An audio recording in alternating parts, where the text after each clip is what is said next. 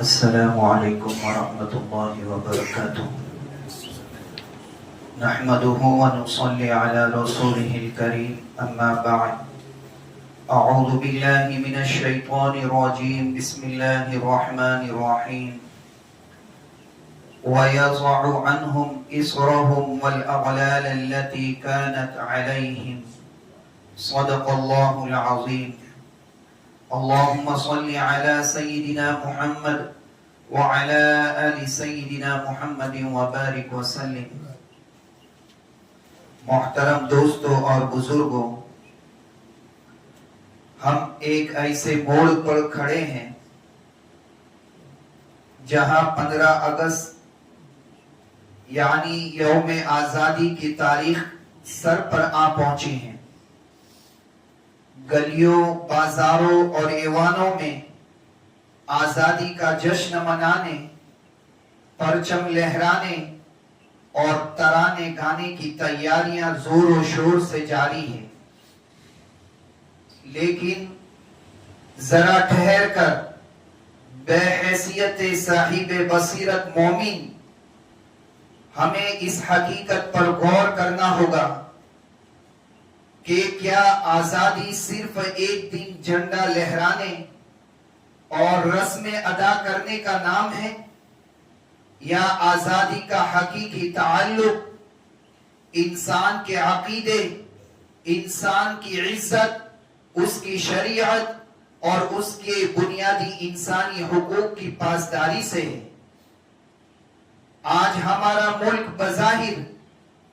ایک آزاد جمہوری ملک کہلاتا ہے، لیکن اسی وطن عزیز کے موجودہ حالات گواہ اور شاہد ہے کہ مسلمان ایک سخت ترین ایمانی اور اجتماعی آزمائش کے دور سے گزر رہے ہیں۔ کل تک شکوہ یہ تھا کہ مسلمانوں کو معاشی اور سیاسی طور پر پیچھے دھکیلا جا رہا ہے، تعلیمی میدان میں رکاوٹیں کھڑی کی جا رہی ہے، یا گائے کے تحفظ اور ماب لنچنگ کے نام پر ان کی جان و مال کو نشانہ بنایا جا رہا ہے۔ لیکن اب معاملہ صرف جان و مال کے نقصان تک محدود نہیں رہا، بلکہ بات براہ راست ہمارے ایمان، عقیدہ توحید اور احکام شریعت کی آزادی پر حملوں تک پہنچ چکی ہے۔ آج شریعت مطہرہ کے مسلمہ احکام اور ہمارے اسلامی اور خاندانی نظام کے خلاف قوانین بنائے جا رہے ہیں، اور وندے ماترم جیسے غیر اسلامی مشرکانہ تعظیمی کلمات کو جبراً مسلط کرنے کی کوشش کی جا رہی ہے، جو ایک مسلمان کے عقیدہ توحید اور ایمانی غیرت پر براہ راست حملہ ہے۔ ایک طرف آئین میں مساوات کے دعوے ہیں تو دوسری طرف مسلمانوں کے خلاف دوہرا رویہ اختیار کر کے نفرت کا ایسا ماحول عام کر دیا گیا ہے جس نے معاشرے میں مسلمانوں کو دیکھنے کا زاویہ ہی بدل رکھا ہے۔ ایسے نازک اور گھٹن زدہ ماحول میں جب بظاہر ملک کی ظاہری آزادی کے باوجود ہمارے دینی، مذہبی اور شرعی حقوق کو سلب کیا جا رہا ہو، تو ہر حساس مسلمان کو یہ سوچنا ہوگا کہ کیا محض یہ ظاہری و سیاسی آزادی ہی کافی ہے، یا اسلام کی نظر میں حقیقی آزادی کا مفہوم کچھ اور ہے۔ اور جب کسی قوم پر غیر اسلامی افکار اور جبری احکام مسلط کیے جا رہے ہو تو عقیدہ توحید کا حقیقی تقاضا اور ایک مومن کا ایمانی موقف کیا ہونا چاہیے؟ آئیے آج کی اس مجلس میں ہم قرآن و سنت اور تاریخ اسلام کی روشنی میں سمجھنے کی کوشش کرتے ہیں کہ اسلام نے دنیا کو آزادی کا کیا عالمگیر تصور دیا ہے، اور موجودہ حالات میں ایک مسلمان کو کس طرح اپنے ایمان کی حفاظت اور استقامت کا ثبوت دینا چاہیے۔ برادران اسلام، دنیا آزادی، حریت اور حقوق کے جتنے بھی خوشنما دعوے کر لے، انسانی قوانین اور نظریات کی بنائی ہوئی آزادی ہمیشہ ناقص اور ادھوری رہی ہے۔ اگر کسی ملک یا سماج میں انسان کو اپنے خالق کے علاوہ کسی مخلوق، کسی وطن یا کسی انسانی قانون کے سامنے جبراً جھکنے پر مجبور کیا جائے یا اسے اپنے رب کے احکام پر عمل کرنے سے روکا جائے تو یاد رکھیے کہ وہ سچی آزادی ہرگز نہیں ہے، بلکہ وہ بدترین قسم کی ذہنی، فکری اور سیاسی غلامی ہے۔ اسلام دنیا کا وہ واحد اور عالمگیر دین ہے جس نے انسانیت کو ہر قسم کی بندگی، خوف اور انسانی تسلط کی زنجیروں سے آزاد کر کے حقیقی حریت، حقیقی آزادی کا تاج پہنایا ہے۔ اسلام سے پہلے دنیا کا یہ نظام تھا کہ طاقتور کمزور کو اپنا غلام بنا لیتا تھا، حاکم وقت خود کو خدا کہلواتا تھا اور انسانوں سے اپنے آگے سجدے کرواتا تھا۔ لیکن رسول اکرم صلی اللہ علیہ وسلم کی بعثت نے ان تمام باطل خداؤں کے غرور کو خاک میں ملا دیا۔ تاریخ کا وہ سنہری واقعہ یاد کیجئے کہ جب سیدنا عمر فاروق رضی اللہ عنہ کے دور خلافت میں ایک حاکم کے بیٹے نے ایک عام شہری پر ظلم کیا تو امیر المؤمنین نے اس حاکمانہ غرور اور جبری تسلط کی دھجیاں بکھیرتے ہوئے وہ تاریخی اور عالمگیر جملہ ارشاد فرمایا جو آج بھی انسانی حقوق کا سب سے بڑا منشور ہے۔ آپ رضی اللہ عنہ نے فرمایا، مَتَسْتَعْبَدْتُمُ النَّاسِ وَقَدْ وَلَدَتْهُمْ أُمَّهَاتُهُمْ أَحْرَارًا، یعنی تم نے لوگوں کو کب سے اپنا غلام بنا لیا جبکہ ان کی ماؤں نے تو انہیں آزاد پیدا کیا تھا۔ اسلامی تاریخ کا یہ چمکتا ہوا باب دنیا کو یہ پیغام دیتا ہے کہ آزادی انسان کو کسی حکومت یا بادشاہ کا دیا ہوا عطیہ نہیں ہے کہ جسے جب چاہے چھین لیا جائے، بلکہ یہ اللہ کا عطا کردہ پیدائشی اور بنیادی حق ہے۔ اسی طرح جب حضرت ربیعی بن عامر رضی اللہ عنہ ایران کے جابر سپہ سالار رستم کے دربار میں پہنچے اور رستم نے پوچھا کہ تم اس صحرا سے نکل کر ہمارے ملک میں کیوں آئے ہو؟ تو صحابی رسول نے کسی ملک کی فتح، سیاسی اقتدار یا معاشی مفاد کا ذکر نہیں کیا، بلکہ اپنے ایمانی جاہ و جلال کے ساتھ اسلام کے پیغام آزادی کا خلاصہ ایک جملے میں بیان کرتے ہوئے فرمایا، اللہ ابتعثنا لنخرج من شاء من عبادت العباد الى عبادت اللہ ومن ضيق الدنيا الى سعة الدنيا والآخرة ومن جور الادیان الى عدل الاسلام، یعنی اللہ نے ہمیں اس لیے بھیجا ہے تاکہ ہم بندوں کو بندوں کی بندگی اور انسانوں کی غلامی سے نکال کر ایک اللہ کی بندگی میں لے آئے، دنیا کی تنگیوں اور خوف سے نکال کر دنیا اور آخرت کی وسعتوں میں لے آئے، اور باطل نظاموں اور مذاہب کے ظلم و ستم سے نکال کر اسلام کے عدل و انصاف کے سائے میں لے آئے۔ بس اسلام انسان کو یہ سچائی سکھاتا ہے کہ انسان کی پیشانی صرف اپنے خالق و مالک کے سامنے جھکنے کے لیے بنی ہے۔ ہمارا سجدہ، ہماری تعظیم، ہماری عبادت اور ہماری بندگی صرف اور صرف اللہ رب العزت کا حق ہے، کسی مخلوق، کسی انسان، کسی آستانے یا کسی وطن کا نہیں۔ اور جو قوم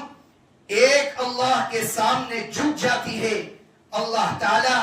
اسے دنیا کی ہر مخلوق اور ہر جابر قوت کے خوف سے مکمل آزاد کر دیتا ہے۔ برادران اسلام، آج کے اس جابرانہ اور گھٹن زدہ ماحول میں جہاں ہمارے ملک کے اندر ایسے قوانین لائے جا رہے ہیں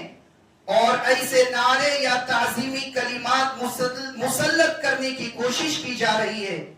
جو عقیدہ توحید اور شریعت مطہرہ کی روح سے براہ راست ٹکراتے ہیں، وہاں تمام اہل ایمان کو اپنا ایمانی اور دینی موقف بالکل واضح اور غیر متزلزل رکھنا ہوگا۔ ہمیں یہ بات ڈنکے کی چوٹ پر سمجھنی اور بتانی ہوگی کہ ایک مسلمان اپنی وطن کی وفاداری، اس کی امن و سلامتی اور قانون کی پاسداری میں کبھی پیچھے نہیں رہتا، لیکن جب بات اس کے عقیدہ توحید اور ایمانی حدود کی آتی ہے تو وہ کسی قیمت پر کوئی سمجھوتا نہیں کر سکتا۔ ہماری تمام تر تعظیم، ہماری تمام تر عبادات اور ہماری پیشانی کا سجدہ صرف اور صرف رب العزت کی ذات بابرکت کے لیے ہے، اور اسلام میں خالق کے مقابلے میں کسی مخلوق، کسی عرضی وطنی علامت کی پرستش یا عبادتی تعظیم کی کوئی گنجائش نہیں ہے۔ قوانین اور حالات چاہے کتنے ہی مخالف کیوں نہ ہو جائے اور باطل طاقتیں کتنا ہی دباؤ کیوں نہ بڑھا لے، شریعت مطہرہ کے احکام اور احکام الہی ہمارے لیے دنیا کے ہر قانون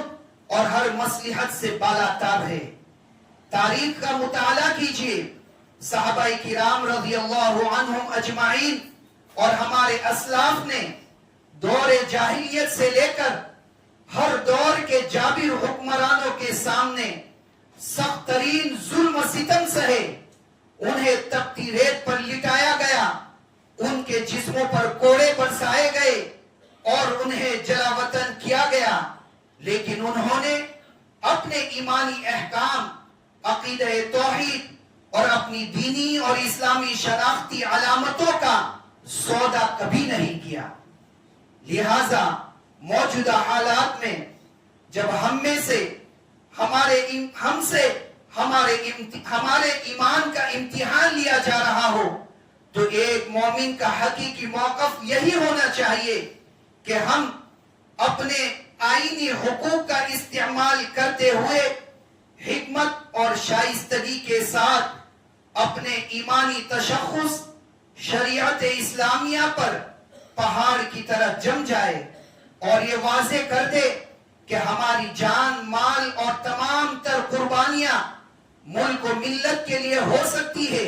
لیکن ہمارا ایمان اور سجدہ صرف اور صرف اللہ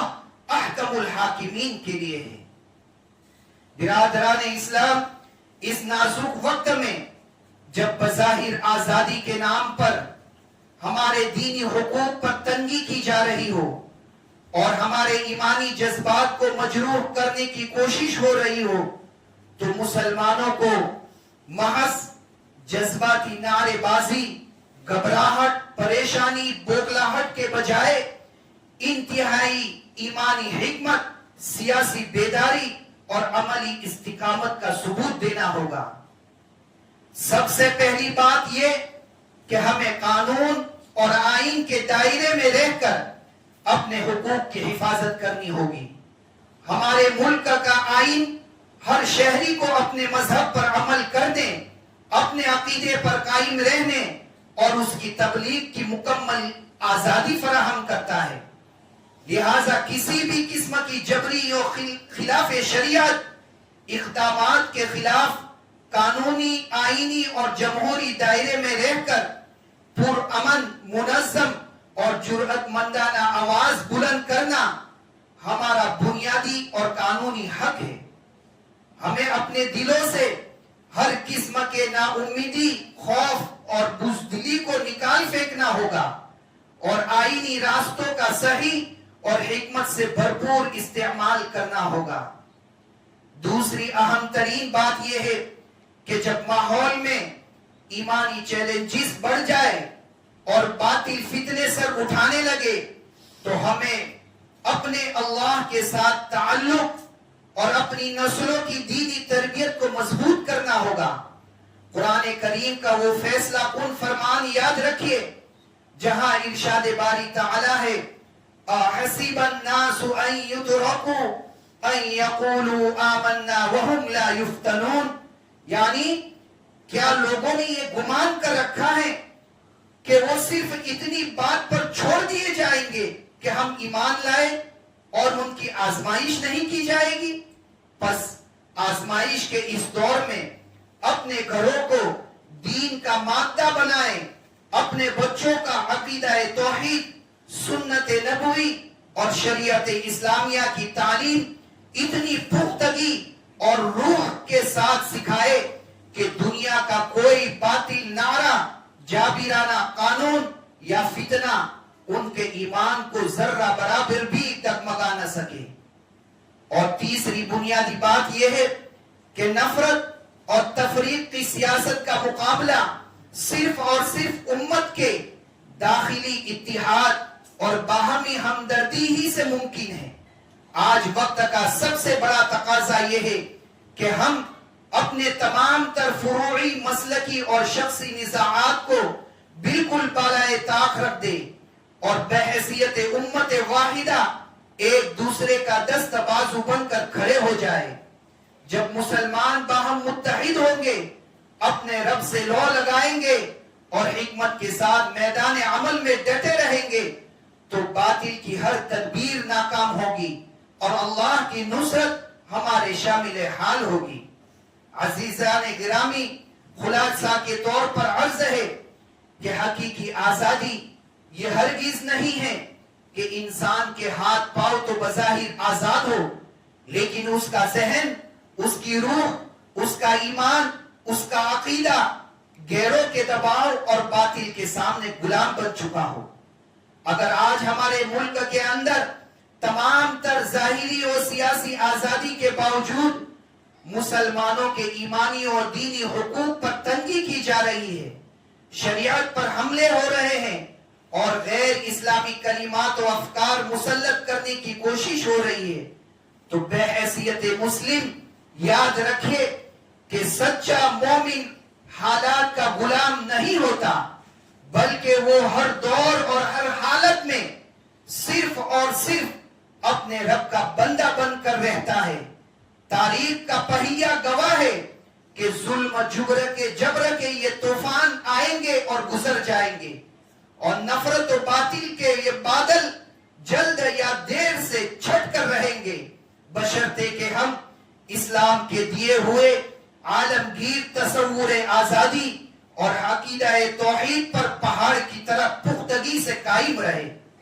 اپنے رب سے تعلق مضبوط رکھے، اپنی آئینی اور جمہوری حقوق کی حفاظت کرے اور اپنے بچوں کی ایمانی تربیت کا حق ادا کرتے رہے۔ قرآن کریم کا وہ ابدی اور عالمگیر فیصلہ سنو جو ہر دور کے مظلوم اور آزمائش میں گرے مومن کو فتح اور کامرانی کی بشارت دیتا ہے۔ اللہ رب العزت ارشاد فرماتا ہے وَلَا تَهِنُوا وَلَا تَحْزَنُوا وَأَنْتُمُ الْأَعْلَوْنَ إِن كُنتُم مُؤْمِنِينَ، یعنی اور تم ہمت نہ ہارو اور بالکل غم نہ کرو، تم ہی غالب اور سرفراز رہو گے اگر تم سچے مومن ہو۔ اللہ تعالیٰ سے دعا ہے کہ وہ ہمارے ملک میں امن و عدل اور سلامتی کا ماحول قائم فرمائے، ہمارے ایمان، جان، مال اور شریعت مطہرہ کی کامل حفاظت فرمائے اور ہمیں تمام تر ظاہری اور باطنی غلامیوں سے نجات عطا فرما کر اسلام کے بتائے ہوئے عزت و شرف کے راستے پر گامزن رکھے۔ آمین یا رب العالمین، وآخر دعوانا الحمدللہ رب العالمین۔